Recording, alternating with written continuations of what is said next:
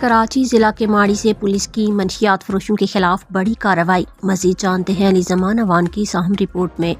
کراچی کے علاقے پرانا گولی مار میں تھانہ پاک کالونی پولیس کی جانب سے منشیات فروشوں کے خلاف بڑی اور کامیاب کارروائی کی گئی۔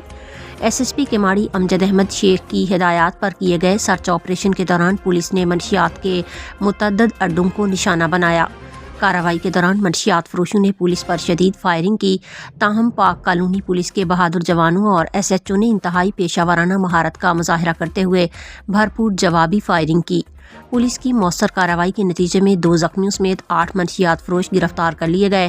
گرفتار ملزمان کے قبضے سے لاکھوں روپے مالیت کی منشیات، آئس، تنزانیہ کرسٹل، غیر قانونی اسلحہ اور نقدی رقم برآمد کر لی گئی۔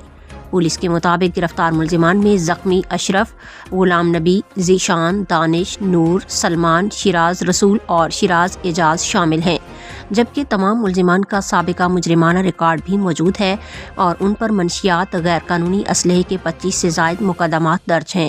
ایس ایس پی کے ماڑی امجد احمد شیخ کا کہنا ہے کہ گرفتار ملزمان سے مزید تفتیش جاری ہے اور مزید قانونی کارروائی عمل میں لائی جا رہی ہے، جبکہ منشیات کے خلاف آپریشنز بلا تفریق جاری رہیں گے۔